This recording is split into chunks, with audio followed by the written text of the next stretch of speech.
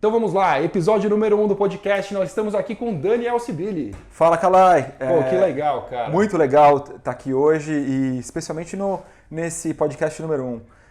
Assim como você, eu também passei a ser um fã da mídia de áudio, né? Especialmente quando a gente passa aí horas no trânsito ou mesmo você quer dar uma relaxadinha antes de dormir, ouvir alguma coisinha, um conteúdo relevante, mas num tom mais descontraído. Cara, eu sou fã de rádio, sempre gostei de rádio e ter a chance de fazer um podcast para mim é realmente uma alegria muito grande, estou muito feliz. Nesse podcast hoje eu queria aproveitar seu tempo aqui conosco e dividir com a nossa comunidade algumas informações sobre as oportunidades de compliance e também sobre os pilares do programa mesmo, contar um pouquinho de como funcionam os pilares do programa, como a gente põe um programa de compliance em pé. Regra número 1 do nosso podcast, isso aqui é um bate-papo descontraído, a gente vai conversar, não tem cortou, voltou, a gente vai direto da agora, a gente vai direto até o final. Então vamos lá, pergunta número 1, eu queria começar perguntando sobre oportunidades em compliance, mas eu queria falar sobre as oportunidades para a empresa, quer dizer, iniciar um programa de compliance, uma dúvida que muitas empresas passam hoje em dia, empresas de grande porte, empresas de médio porte, mas quais são as oportunidades que ela pode encontrar, além, é claro, da manutenção da conformidade, da questão mais óbvia em relação a isso? Quais são os benefícios que se pode esperar aí de um programa de compliance? Olha, Kalai, hoje em dia, para muitas empresas, especialmente aquelas que fazem negócios com o governo, é mandatório se ter um programa de compliance para se licitar ou para ser habilitado a licitar com o governo. Mas compliance é muito mais do que isso. Eu acho que criar uma governança e um programa de integridade pode ajudar a sua empresa na prática a fechar a torneira. Tem uma história muito boa, eu dei um treinamento há um ano atrás e a princípio uma das pessoas que recebeu o treinamento ficou bastante reticente sobre a necessidade efetiva de se implementar um programa. A princípio ele achava que era mais uma daquelas chatices de multinacional, um pouco mais de burocracia e não via um valor efetivo ao negócio. Cara, eu tive uma grata surpresa que semanas atrás encontrei o dono dessa empresa e falou: Sibili, eu te devo 300 mil reais. Eu falei, cara, como assim? Depois da sua palestra, eu fui atrás, resolvi implementar políticas de compliance um pouquinho mais ajustadas e, na verdade, entendi pela primeira vez o que eram essas políticas, criei um código de conduta e, com base nessas políticas, criei alguns controles na minha empresa, especialmente controles voltados à área financeira. E esse cara descobriu uma fraude de 300 mil reais no cartão alimentação que os funcionários recebiam. Então existia ali um arranjo, um funcionário, um fraudador, que fazia desvios sistemáticos e como o número de funcionários era bastante grande, ele não percebia. Ao longo de um ano, cara, ele chegou a um número de 300 mil reais. Então, muito bom. Podemos dizer então que o compliance pode trazer aí uma via de identificação de fraudes internas na empresa, né? Sem dúvida, sem dúvida. Então esse cara que teve essa experiência, certamente ele consegue materializar e consegue quantificar o valor de compliance. Sem dúvida. Não com todas as empresas isso acontece, mas certamente, seja numa fraude, ou mesmo somente o fato de você entender o quanto se gasta e colocar limites, por exemplo, claro, no almoços que você tem ou que você oferece com clientes.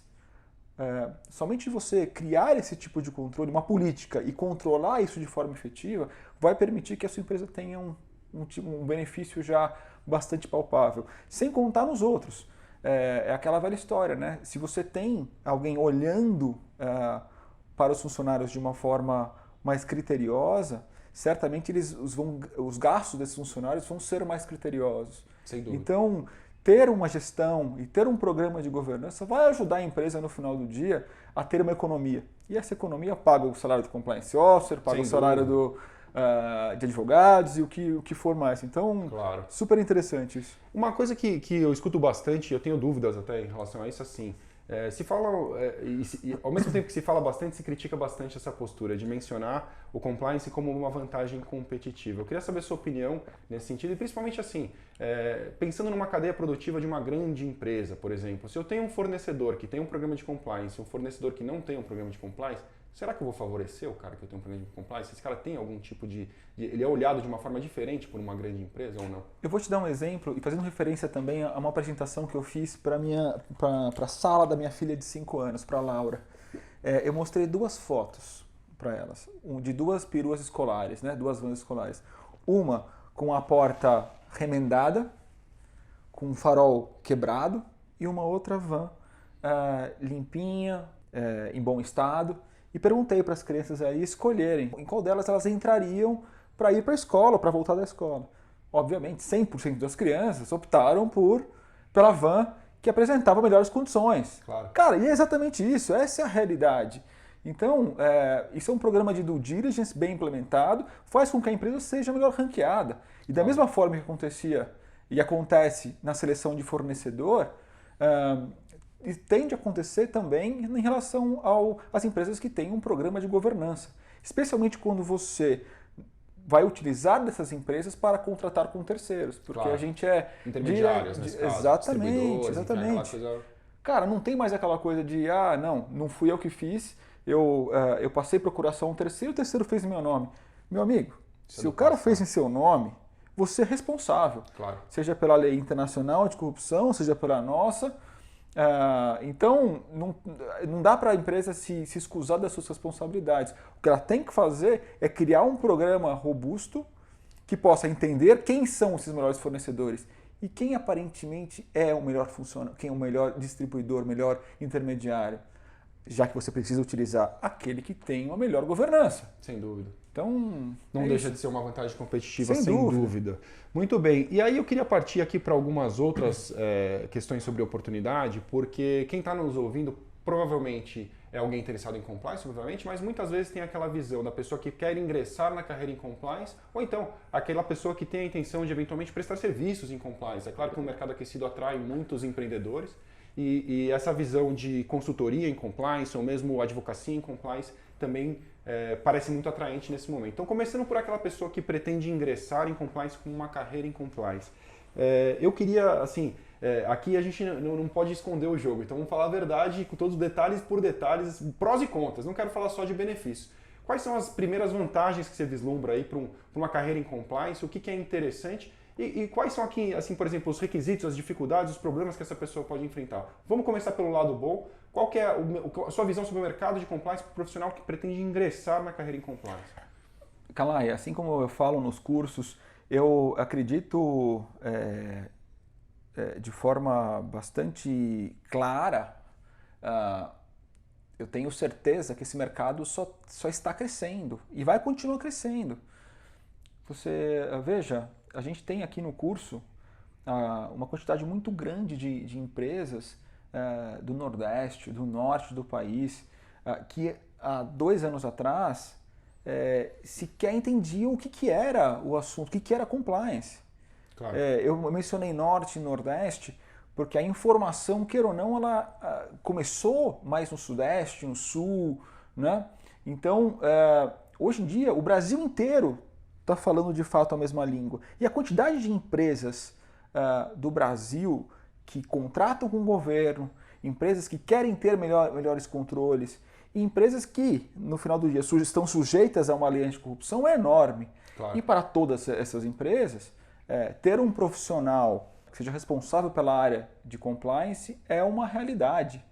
Claro, nem todas vão ter condição econômica de contratar um profissional, mas aí muitas delas vão buscar um escritório de advocacia, que vão precisar ter um assessor legal, seja para ser apontado uma vez, 2 vezes por semana para essa empresa, claro, ou mesmo para prestar serviço para que essa empresa consiga montar uma estrutura mínima de integridade. Legal, mas vamos olhar primeiro para o profissional de compliance, esse que quer migrar, o cara quer entrar na carreira em compliance. Então você falou que mercado existe. E sobre o que ele pode esperar de uma carreira em compliance? Quer dizer, eu tendo a dizer que não adianta se iludir pela promessa de altos salários. Eu acho que você ser atraído por isso, para qualquer carreira que seja, não vai te trazer muitos frutos. Pode dar certo, pode não dar, mas você não tem tantas chances de dar certo assim. Se você tiver um foco no propósito em si, naquilo que você gosta de conhecer como funciona a operação de um dia a dia de compliance. Quer dizer, as pessoas talvez tenham um pouco de dúvida sobre como é essa operação. Como é que você vislumbra essa questão? Quer dizer, as oportunidades em compliance, mas focando assim, o que ele deve mirar ao ingressar numa carreira de compliance? Bom, acho que primeiro tem que esclarecer uma dúvida que muita gente pensa que o compliance é restrito para advogado. Claro. Você não precisa ser advogado para ser um compliance officer. Então é uma Nós profissão... temos excelentes professores aqui na o Life. Serpa é um cara Claro. incrível. E outros aí, o Scatena, que é um cara de comunicação. E outros grandes profissionais que não são advogados. Que têm skills que advogados não têm. Sem dúvida. Né? Então, essa é a primeira dúvida. Depois, não adianta a gente criar a ilusão de que eu vou começar na área de compliance, vou fazer um curso e eu vou estar pronto para ser o compliance officer de uma multinacional. Cara, para trabalhar numa multinacional, seja na área de vendas, na área do departamento legal ou de compliance, você precisa ter os skills necessários para aquela posição. Claro. Por exemplo, muitas vezes o inglês. Sem um inglês intermediário ou fluente, muitas vezes, você não consegue sequer ter acesso a essa vaga, porque a primeira, a segunda entrevista vai ser em inglês. E os caras vão checar. Porque você tem que fazer um reporte para fora, você precisa, muitas vezes tem um par em outro país, ou tem o seu chefe fica fora. Mas capacidade de leitura e escrita num primeiro momento. Eu acho que é um começo, eu acho que é um excelente começo. Para um analista, então. Cara, e tem um ponto que é super importante. Se você tem essa vontade de ser esta pessoa, primeiro, você tem que dar um primeiro passo. E o primeiro passo é correr atrás. Claro. Eu acho que as pessoas podem ir se desenvolvendo ao longo do caminho, mas precisa de fato tomar uma atitude, né? E a perfeição não é um ato, cara, é um hábito, né? Sem dúvida. Então você precisa constantemente, todos os dias, com disciplina, exercitar aquilo que você quer para chegar num sonho, para você atingir um sonho, atingir um degrau e conseguir ter uma promoção de carreira ou mudar de carreira muitas vezes. Eu concordo. Então, assim, resumindo o assunto, eu acho que é possível, acho que existe muita oportunidade na área de compliance.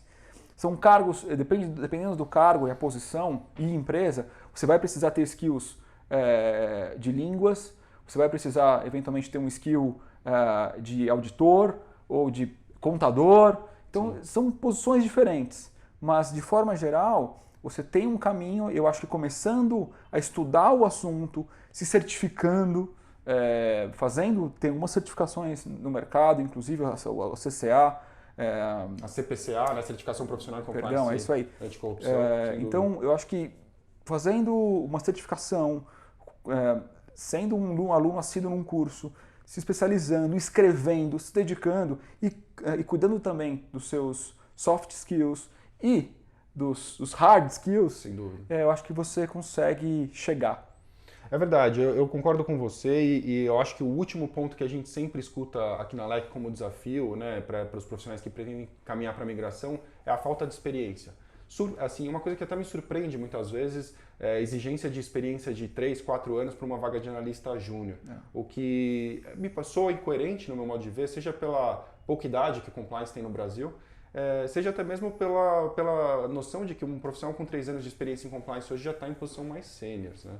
O que você acha? Tem algum hack aí, algum caminho para tentar suprir essa falta de experiência no D0, no começo? Olha, de fato existe essa demanda, mas ela existe mais por falta de conhecimento dos departamentos de recursos humanos sobre a área de compliance do que outra coisa. O que você falou, concordo 100%. Um profissional com 5 a 7 anos de experiência, como algumas vagas pedem no mercado, já são diretores, a grande maioria são diretores, gerentes ou diretores em outras empresas. Porque a posição é muito nova. Vamos pensar, a lei brasileira é 2013, estamos em 2019, são 6 anos. E você teve uma onda de profissionais aí, a primeira onda surgiu daí, né? Eu sou um pouquinho anterior a isto, mas eu tenho 10 anos de experiência, também não é um absurdo. Então na verdade, existe na verdade uma discrepância entre a expectativa de recursos humanos em relação à contratação, talvez pela experiência em outras áreas mais antigas, né? Vamos dizer assim. Exatamente, mas é por isso que a sua dedicação ao tema e à matéria de compliance, ela supre um pouco essa demanda. Eu acho que ser um profissional de compliance e trabalhar no departamento de compliance não é tão diferente do que trabalhar num departamento jurídico, por exemplo, um departamento de auditoria. Os skills para trabalhar em empresa são os mesmos. E o conhecimento técnico você adquire com um bom curso, você certifica esse conhecimento através das certificações existentes, e aquilo que faltar em relação ao aspecto prático, você aprende ao longo do dia, ao longo dos meses, ao longo dos anos, na empresa que você quer trabalhar. No fundo, você tem que chamar a responsabilidade para o sucesso da sua própria carreira, Exatamente. tomar as rédeas ali. E eu acho muito importante que a pessoa se dedique, faça um networking efetivo, frequente os eventos, esteja entre as pessoas que estão nessa posição. Um relacionamento bem feito certamente pode abrir portas para você. E por que não dizer? Por que não empreender muitas vezes na própria empresa onde você está trabalhando? Quer dizer, as pessoas não, às vezes esquecem que eu estou de controles internos. Pô, será que eu não consigo uma migração para compliance dentro da mesma empresa que eu estou? Ou então eu sou do jurídico, mas estou infeliz advogando. Foi essa assim, a minha situação foi muito parecida com essa. Eu advogava, durante muitos anos eu fui advogado e num dado momento eu não queria mais trabalhar com contencioso. Compliance foi um caminho novo para mim lá em 2012, 2013. Então, pode ser o caminho para muita gente. Eu não precisei mudar de escritório. Eu abri uma área, eu empreendi dentro do próprio escritório. Falei, olha, essa área não existe, eu vou abrir essa área aqui dentro. Então, eu acho que esse foi um caminho super interessante. E já indo para essa linha de escritórios, até para a gente depois entrar nos 9 pilares do programa e falar um pouco de cada um deles para entrar propriamente em compliance, existe muito mercado para escritórios de advocacia, consultorias, soluções de tecnologia. É um mercado novo em compliance, né? É um mercado crescente e tem muita oportunidade. Quando a gente fala em empreender dentro da sua empresa, no seu escritório, significa, por exemplo, criar uma área de compliance. Sem dúvida. É você conseguir mapear que existe uma demanda. Acho que a demanda é evidente, acho que está aí. É você construir, cavar dentro da sua base de clientes quais são aqueles com perfil inicial de que gostariam de, ou teriam uma demanda de criar um programa de compliance, por exemplo, aqueles que vendem para governo, um exemplo. Criar uma estrutura mínima, produtos para serem vendidos para estes clientes de acordo com a expertise do seu escritório, oferecer a esses clientes, mostrar a vantagem e os benefícios daquele tipo de serviço. Coloca ele para o nosso podcast aqui que a gente fala de muitas vantagens para o seu possível cliente. Mas mesmo dentro da empresa, eu acho que você, dentro da posição, seja diretor jurídico, gerente jurídico, ou mesmo um profissional que tem essa possibilidade de falar sobre compliance, você criar um treinamento para uma determinada área específica, você criar um quiz, por exemplo, para uma área de risco em que você vai avaliar o nível de conhecimento dessas pessoas, você guardar e catalogar esses dados, no caso de a sua empresa vir a ser investigada, você vai poder mostrar que você certificou, você conheceu o risco, você tratou desse risco. Por exemplo, você criar um jogo em que as pessoas possam entender, falar sobre questões importantes, sobre assédio, sobre conflitos de interesse. Enfim, tudo isso é empreender estando dentro de uma empresa. Então, concordo com você. As oportunidades são muitas realmente e é uma questão de traçar um plano bem traçado e se preparar para executar ele com maestria. Vamos entrar então nos 9 pilares do programa. Eu acho que a audiência pode estar aguardando isso porque realmente é algo que é muito buscado, né? A gente vê até pela procura no site da LEC, muita gente quer conhecer os pilares do programa. Eu queria fazer uma brincadeira rápida, a gente não vai entrar em detalhes em todos eles, mas eu te falo aqui qual é o pilar e você define o que ele quer dizer para a gente ir adiante. O pilar número 1 de todas as nossas aulas aqui é o suporte da alta administração. O que você entende por suporte da alta administração e a importância disso? Cara, suporte talvez seja a base de tudo, né? A base de todo o programa. Suporte é você ter a capacidade, a estrutura financeira, independência necessária para conseguir exercer o seu trabalho. Sem a confiança da sua empresa, sem ter uma estrutura mínima e sem ter independência das suas decisões, você não consegue tomar nenhuma medida. Vamos pensar que você precisa restringir os almoços com o setor público por uma razão de compliance, por uma razão de salvaguarda para a sua companhia. E o gestor máximo da sua empresa disse, não, eu não vou restringir nada, eu vou continuar pagando vinhos de $1.000 para um agente de governo. Gente, nenhum programa de compliance vai parar de pé. Se a alta administração da sua companhia não exercer e não quiser de fato criar um programa de integridade. Nós somos uma área de suporte. e vamos continuar sendo uma área de suporte. Claro. Eu gosto de dizer que um programa de compliance sem o suporte da alta administração é quase que você ter aquela obrigação de contar uma piada que você não vê graça. Exatamente. Ninguém vai rir da sua piada. Exatamente. Entendeu? O programa de compliance vai funcionar da mesma forma. Você precisa acreditar e até entrar naquele walk the talk, né? Quer dizer, fazer aquilo que você prega. Se a alta administração diz que compliance é importante, o comprometimento dela tem que ser tão importante quanto. O segundo pilar é a avaliação de riscos, é por onde começa um programa de compliance. É justamente um momento de muita dúvida, inclusive, para os profissionais iniciantes em compliance. Então, o que você diz, assim, como funciona essa avaliação? Por onde começar e dar os primeiros passos para poder começar o seu programa? Olha, é aquela coisa em que você chega vamos pensar, num galpão escuro e você tem que caminhar e encontrar a saída do outro lado. Você precisa entender primeiro onde você está, quais são os riscos que você tem até chegar do outro lado.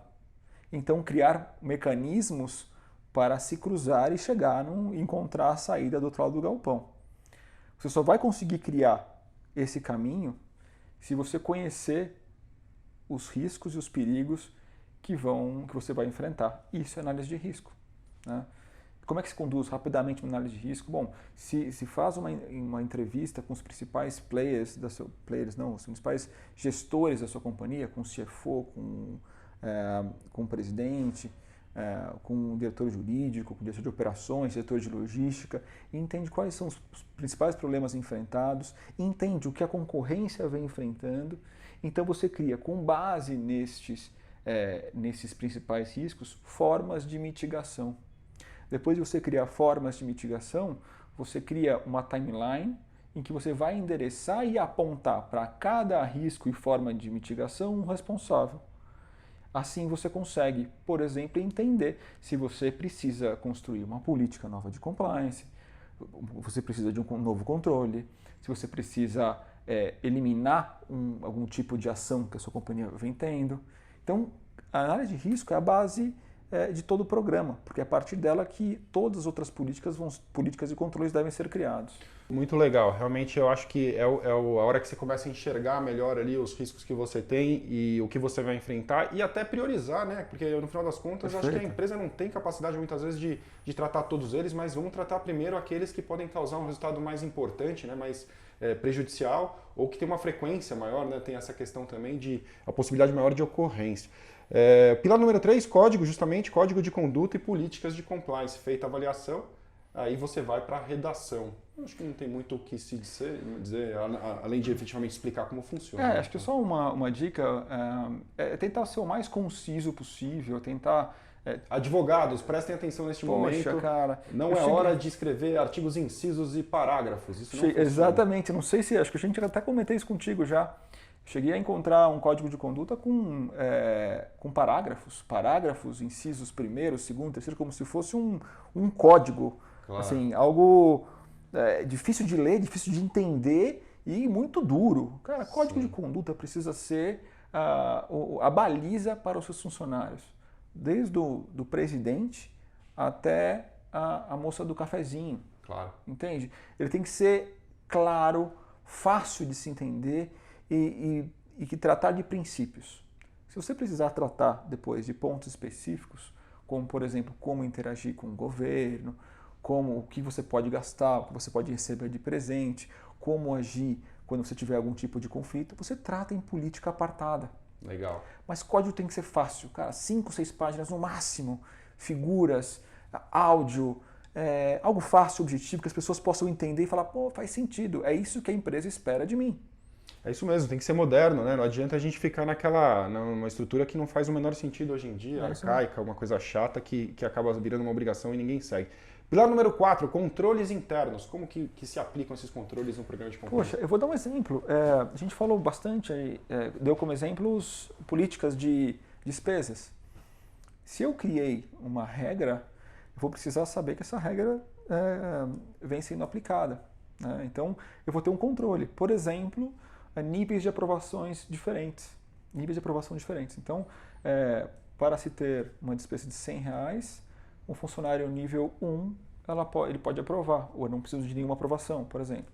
para despesas de R$ 500, nível 2. Aí você coloca travas, esse tipo de trava faz com que você busque um fluxo e esse fluxo te dê mais controle. Esse é o famoso controle interno. É muito legal. Às vezes as empresas já têm o controle interno, ela não sabia que ela já tinha um controle interno, porque o controle de despesas é algo bem comum, né? Exatamente. Então, as políticas normalmente elas são seguidas de controles internos. Muito legal. Você identificou o risco, escreveu Criou a política e cria o controle para fazer com que essa política seja efetiva. Seja seguida. Muito legal. Pilar número 5 é um que me agrada bastante, é por razões óbvias, treinamento e comunicação. Importância disso, o que você... Cara, de nada adianta você criar o melhor programa do mundo se os funcionários, aquelas pessoas que estão sujeitas ao seu programa, não conheçam. Claro. Então, dar treinamento e ter uma comunicação efetiva é fundamental porque os funcionários saibam o que fazer. Difícil, a gente sabe que é difícil o funcionário parar ali 2 horas do dia para ler uma política ou para ler um código, um informativo que vem de recursos humanos, ou que vem da área de compliance. Mas então é papel também do profissional de compliance, do empreendedor de compliance na companhia, criar formas bacanas, ou formas interativas ou dinâmicas de se passar esse conteúdo. Como já fizemos na LEC, às vezes até com cinema e Guaraná, quer dizer... Exatamente. Enfim, tornar aquilo um momento lúdico. O próprio Alexandre Serpa tem um jogo de compliance super interessante também, podemos deixar o link aqui embaixo para quem tiver mais interesse, ou no podcast, vai ter que procurar nosso canal no YouTube, ou nas nossas mídias da LEC, mas nós deixaremos o link também com mais informações sobre o jogo, não, sobre os jogos. Os jogos, tem mais um, né? Tem um novo jogo agora de redação de políticas também super interessante. Pilar número 6, canais de denúncia. Aqui é uma coisa que me causa bastante dúvida, e eu estou fazendo o papel do aluno, obviamente, para te fazer essas perguntas, mas assim, o canal de denúncia, um canal de comunicação, é a ponte com com o departamento de compliance, muitas vezes é a forma de você chegar ao departamento de compliance, caso você tenha uma informação relevante para passar. Mas até que ponto eu preciso ir? Eu estou numa empresa de pequeno porte, eu preciso contratar um canal com um psicólogo, um 0800, até onde eu tenho que ir para ter um conforto de que meu canal de denúncias funciona numa escala, assim? Como você enxerga esse caminho? Acho que o primeiro mito que a gente deve quebrar aqui é que um canal de denúncia sem denúncia, ele provavelmente não é efetivo. Nem que seja uma denúncia vazia, uma denúncia que não seja relevante, uma disputa interna entre funcionários, uma fofoca. Alguma coisa tem que chegar. Porque se não chega nada é porque não funciona, as pessoas não acreditam que ele funcione. Deixa eu te interromper só para falar, eu lembrei de um aluno agora.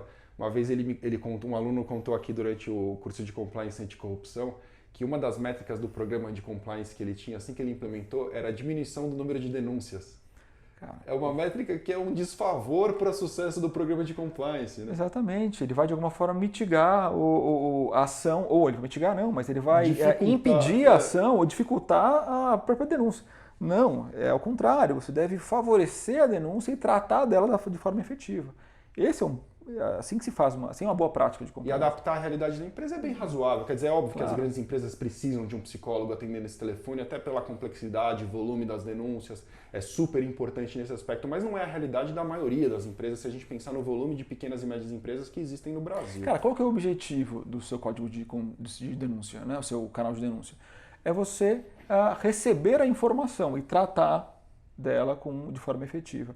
Cara, para receber a denúncia, se faz sentido, você pode ter uma urna numa fábrica, por exemplo, que as pessoas não têm acesso à internet. Verdade. Você pode ter um mural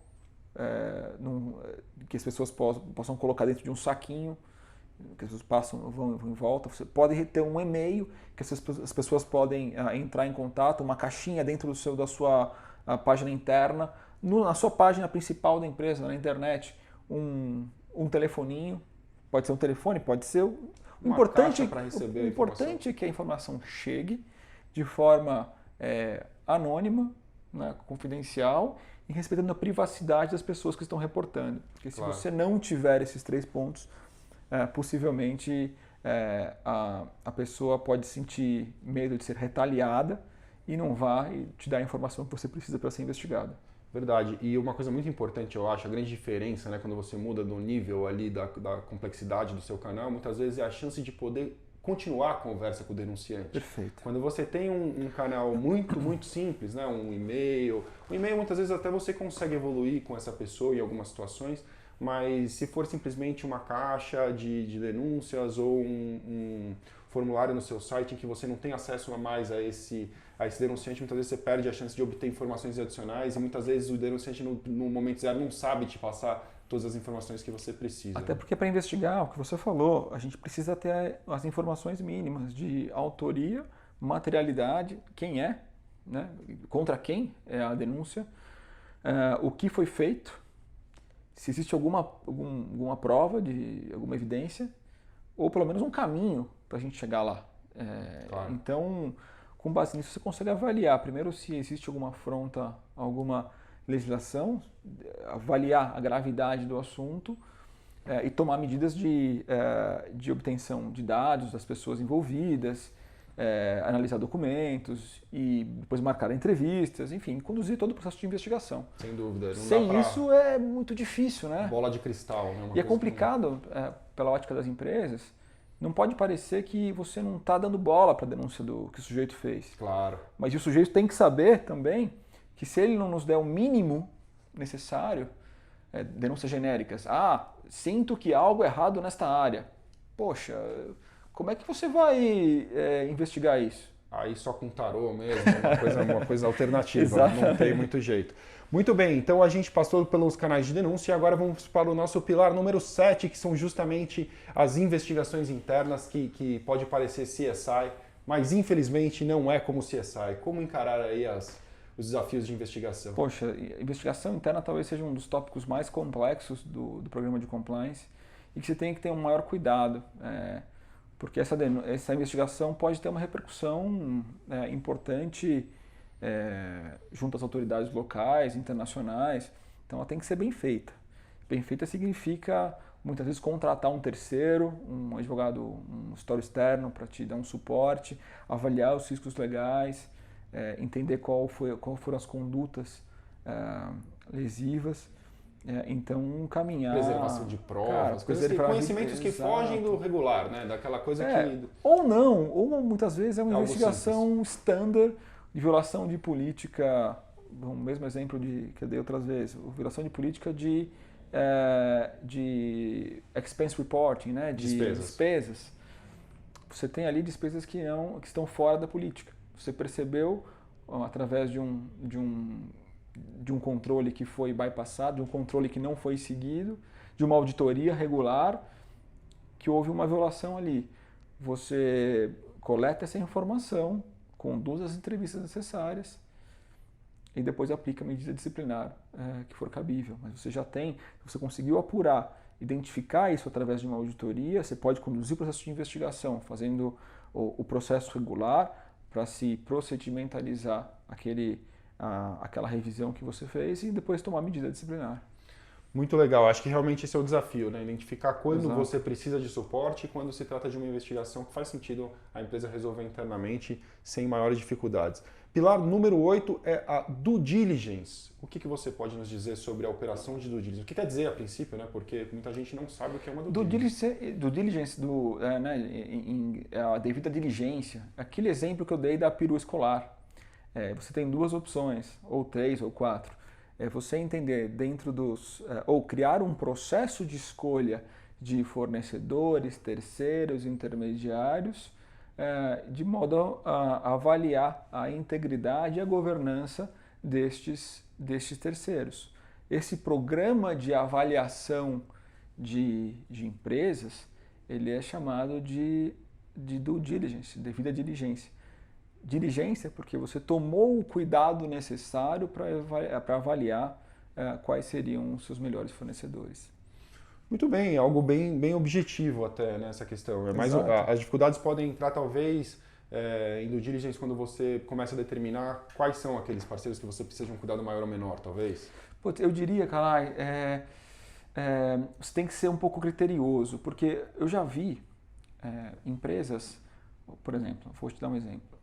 Você tem grandes empresas, que todos sabem, que são multinacionais, que têm um programa de compliance super robusto, mas que passaram em algum momento por questionamento das autoridades. E aí essa empresa vai prestar serviço para uma outra multinacional, por exemplo. E para se consolidar essa relação, essa nova relação, se pedem as informações que foram obtidas em relação a esse caso antigo. Muitos profissionais falam, não, essa empresa já teve um caso de compliance, eu não vou contratar essa empresa. Só que, cara, isso é algo irreal. Utópico. Ou porque é algo super antigo, ou, dois, porque não te oferece um risco. Por exemplo, você vai contratar essa empresa que teve um programa de compliance, teve uma violação em algum momento específico, para prestar um serviço de manutenção no seu banheiro. Então, o risco que você tem em contratar essa empresa é muito menor do que se eu fosse contratar esta empresa para fazer uma intermediação com o governo, por exemplo. Então, o profissional tem que ser bastante criterioso aí para entender qual que é a natureza da contratação, quais são os riscos e como mitigar esses riscos.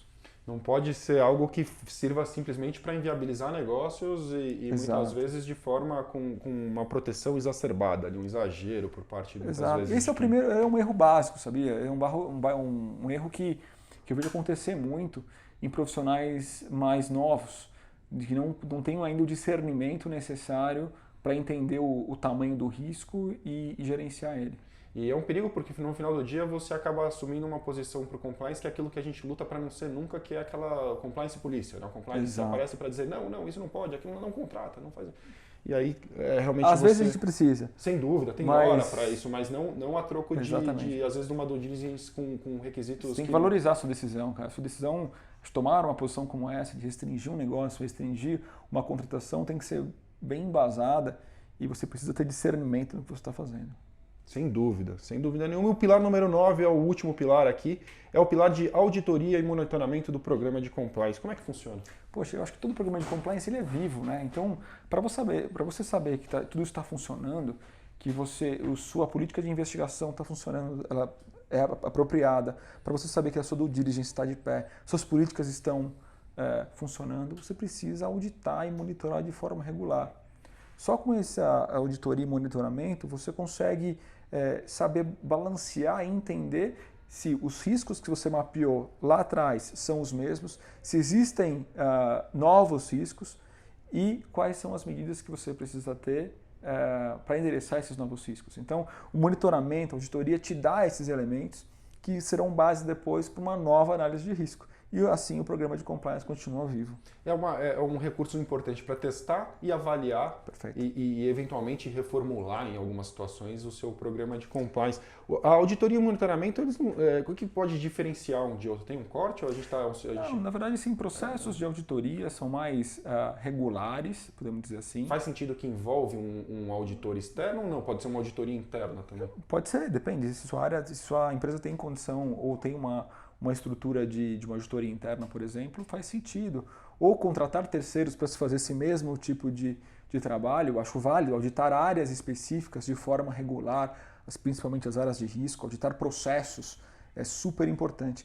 E o monitoramento, ele serve como se fosse uma visão externa sobre tudo isso, para entender se todo esse mecanismo funciona de forma regular.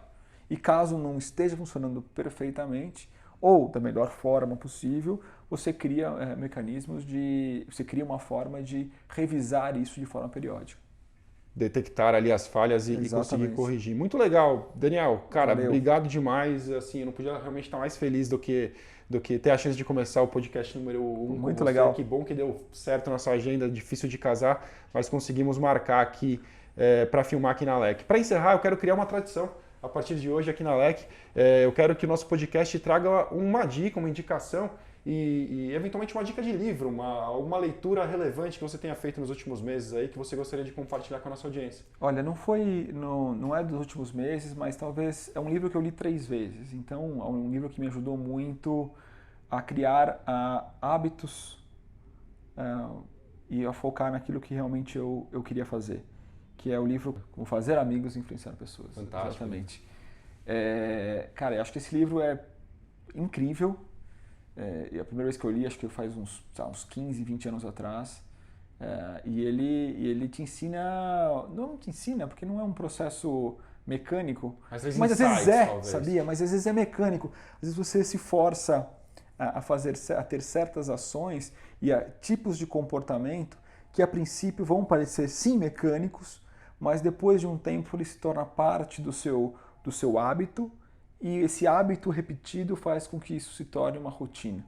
Então, acho que esse livro me ajudou muito a entender o que eu queria fazer e me planejar para que eu pudesse executar. Pô, tudo a ver com o universo de quem está nessa fase de transição de carreira, exatamente, que precisa se planejar para alcançar um sucesso numa carreira em compliance. Eu acho que tem absolutamente tudo a ver. Então, muito legal, cara. Pô, obrigado de novo. Valeu. Eu aprendi com a minha filha assistindo o Lucas Neto. Ela é uma grande fã do Lucas Neto. Eu aprendi que no final do vídeo eu tenho que dizer: deixa o seu joinha aí, curte aqui o vídeo para ajudar a Alec a difundir esse canal. Assina o canal para receber novos vídeos e em breve estaremos aqui com o podcast número 2. Valeu!